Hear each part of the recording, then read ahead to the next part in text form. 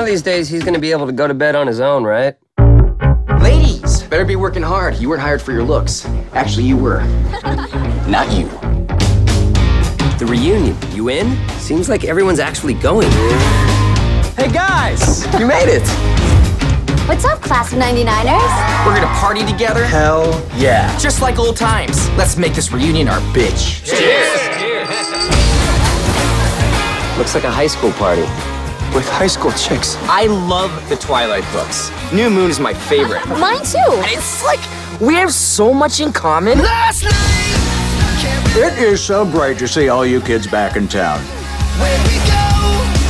I won't go this morning.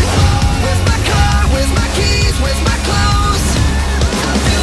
You're a lucky man, Oz. Hey, guys, do you need a stair? Yes, we do need to stare. Last night. Where do you think you're going? Can you point in the direction you headed? That way. Were we just as obnoxious back in the day? No, we were more mature. What is he doing? Is he taking a...